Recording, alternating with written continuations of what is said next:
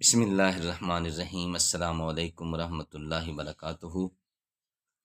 معزز ناظرین، اللہ تبارک تعالیٰ کا بے حد فضل و کرم ہوا، ہمیں رمضان المبارک کا مہینہ نصیب ہوا۔ رمضان کے مبارک دن، رمضان کی مبارک راتیں ہمیں اللہ تبارک تعالیٰ نے عطا فرمائی ہیں۔ ایک ایک گھڑی رمضان المبارک کی بخشش والی، رحمت والی، اللہ کی عطاؤں سے بھری ہوئی ہے۔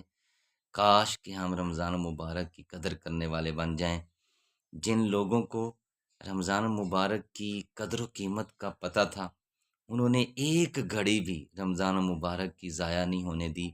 ہمارے اکابر علماء دیوبند جب رمضان مبارک آتا تھا تو وہ ہر طرف سے اپنے تعلقات منقطع کر لیتے تھے اور ایک اللہ تبارک و تعالیٰ سے اپنے تعلقات جوڑ لیتے تھے، اور ماہ رمضان کی ایک بھی گھڑی وہ ضائع نہیں ہونے دیتے تھے۔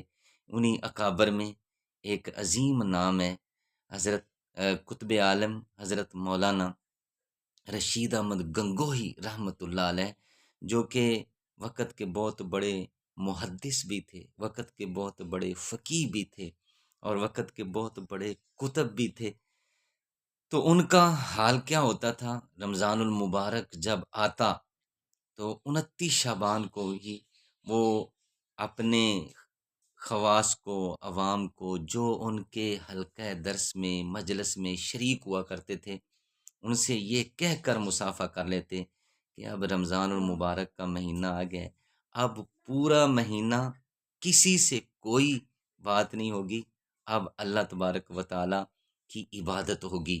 تو ان کی عبادت کا کیا حال ہوتا تھا کہ افطاری کے بعد، مغرب کی نماز کے بعد وہ صلاۃ الاوابین پڑھا کرتے تھے، 6 رکعت صلاۃ الاوابین کے، لیکن ان کی ذوق عبادت کا یہ عالم تھا کہ 20 رکعت صلاۃ الاوابین پڑھتے تھے، اس میں 2-3 پارے قرآن کی تلاوت کرتے تھے۔ اس کے بعد گھر جا کر تھوڑا سا کھانا تناول فرماتے اور پھر نماز تراویح میں شریک ہوتے۔ گھنٹہ 1.5 گھنٹہ 70 سال کی عمر میں، 52 سالی کے عالم میں کھڑے ہو کر نماز تراویح ادا کرتے تھے۔ حالانکہ کئی مریدین عرض بھی کرتے، حضرت آپ کمزور ہیں، بڑھاپا ہے، آپ بیٹھ جائیں۔ فرماتے نہیں، یہ کم ہمتی والی بات ہے کہ بیٹھ کر میں نماز تراویح ادا کروں۔ اس کے بعد ذکر و اذکار میں مصروف ہوتے، 11 سے 11:30 بجے جا کر آرام فرماتے، اور 2 بجے پھر دوبارہ اٹھ کر تہجد کی نماز کے لیے اللہ کی بارگاہ میں کھڑے ہو جاتے، اور 2-2.5 گھنٹے تہجد کی نماز ادا فرماتے۔ 2-2.5 گھنٹے میں ان کی نوافل کا کیا عالم ہوتا ہوگا، کس قدر اللہ کی بارگاہ میں وہ گڑ گڑاتے ہوں گے۔ پورا ماہ رمضان سحری کے وقت 2-2.5 گھنٹے اللہ کی بارگاہ میں نماز تہجد ادا کرنا، یہ ان کا معمول تھا۔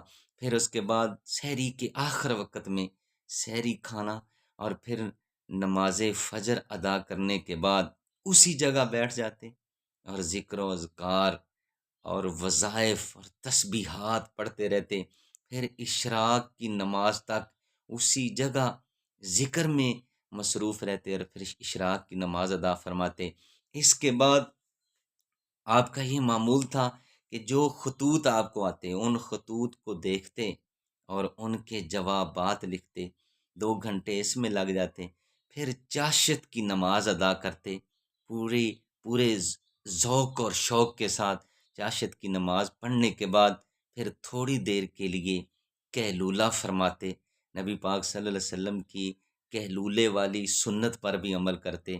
پھر ظہر کی نماز کے بعد حجرہ شریفہ میں جاتے اور اس کا دروازہ بند کر لیتے، اور عصر کی نماز تک قرآن کی تلاوت فرماتے۔ تو زور سے عصر تک قرآن پاک کی تلاوت میں گزرتا، پھر عصر کی نماز ادا فرماتے، اور اس کے بعد ذکر و اذکار میں، دعا مانگنے میں، افطاری تک دعا مانگنے میں مصروف رہتے۔ اس طرح پورا ماہ رمضان وہ گزارتے۔ تو کس طرح اللہ کی رحمتوں کو اور اللہ کی محبتوں کو وہ سمیٹتے تھے۔ کاش کہ ہمیں ان اکابر کے نقش قدم کا کروڑواں حصہ ہی نصیب ہو جائے، تو ہماری دنیا بھی سنور جائے، ہماری آخرت بھی سنور جائے۔ ہم جب ان اکابر کا حال پڑھتے ہیں تو اپنے آپ کو دیکھتے ہیں کہ ہم کتنے عظیم لوگوں کے نام لیوا ہیں، لیکن ہمارا حال کیا ہے۔ اللہ تبارک تعالیٰ سے دعا ہے کہ اللہ کریم ہمیں بھی کوئی کروڑواں حصہ ان کی ذوق عبادت کا نصیب کر دے، تو ہماری بگڑی بن جائے۔ اللہ تبارک تعالیٰ ہمیں عمل کی توفیق بخشے۔